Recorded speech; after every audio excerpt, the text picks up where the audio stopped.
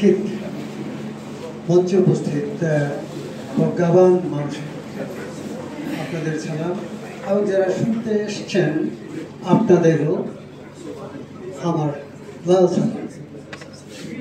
আমি কয়েকটা কথা মাত্র বলবো, যাতে মনে হবে যে আমি এটা কোনো রাজনৈতিক দলের সভা নয়, এটা একটি সেমিনার, মত আদান প্রদানের জায়গা। কেন ৩৬শে জুলাই? আপনারা কি এই কথাটা কখনো ভেবে দেখেছেন? আগস্টের ৫ তারিখে কেন ৩৬শে জুলাই জেনজিরা কেন ৩৬শে জুলাই নাম দিল? আপনারা কি একবার ভেবে দেখেছেন? চিন্তার ক্ষেত্রে যে বিপ্লব ঘটে যাচ্ছে, চিন্তার ক্ষেত্রে যে বিপ্লব ঘটে গেছে, এই ৩৬শে জুলাই হলো তারই প্রতীক। এই জন্য এটা নতুন স্বাধীনতা অবশ্যই সন্তোষ হবে।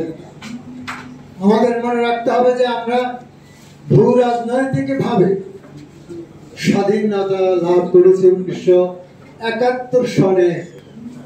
আমি নিজে একজন মুক্তিযোদ্ধা হিসেবে, সেই যুদ্ধের একজন সৈনিক হিসেবে আমি গর্ববোধ করি, কিন্তু আমি তো বুক পেতে দিতে পারিনি ৩৬শে জুলাই। অথচ এই ৩৬শে জুলাই এমন একটি ব্যারিয়ার, এমন একটি ঔপনিবেশিক বাধা অতিক্রম করেছে তারা, আমার একটি চিন্তার ক্ষেত্রকে ভেঙে চুরমার করে দিয়েছে, যেটা আমরা কখনোই কল্পনা করি না। আপনারা অনেক কিছু আশা করেন, এই যারা এই অভ্যুত্থান ঘটালো তাদের কাছে অভ্যুত্থানের ফল আপনারা আশা করেন, কিন্তু এটা ভেবে দেখেন না যে ১৭ বছর ১৬ বছর ১৭ বছর ধরে যে হাসিনা, ফ্যাসিস্ট হাসিনা লুটপাট করে দেশটাকে শূন্য করে গেছে, সেই জায়গায় এই নতুনেরা কি করে নিজেদেরকে আরো উঁচুতে নিয়ে যাবে। জনগণের যে বোধ এবং তাদের যে আকাঙ্ক্ষা, যাকে আমরা জন আকাঙ্ক্ষা বলি, সেই জন আকাঙ্ক্ষার কোন রূপ কি তারা দিতে পেরেছে? পারেনি। কেন পারবে? কারণ তারা যখন আন্দোলনের ভিতর দিয়ে, মানে অভ্যুত্থানের ভিতর দিয়ে স্বাধীনতার দ্বার প্রান্তে পৌঁছে গেছে, তখনই কায়েমি স্বার্থবাদী লোকেরা ঢুকিয়ে দিয়েছে একটি পুরনো বস্তা পচা ঔপনিবেশিক শাসন ব্যবস্থার ভেতরে, টানেলের ভিতরে।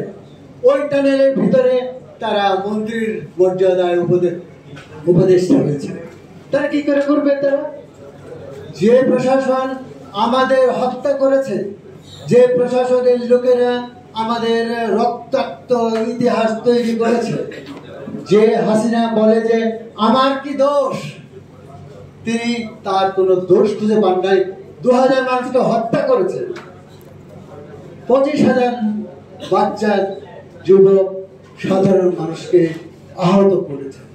তারপরে তিনি যখন বলতে পারেন যে আমার কি দোষ, আপনারা একটু কল্পনা করে যে কি রকম বিধিবদ্ধ ধ্যান এবং বন্দোবস্তের ভিতরে আমাদের রাজনৈতিক সংস্কৃতি চলছে।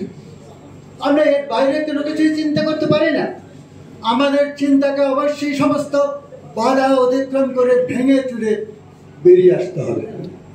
এর প্রধান দায়িত্ব হলো, আমি মনে করি, ব্যক্তিগতভাবে মনে করি, জিয়ার তৈরি পার্টি বিএনপি। কেন?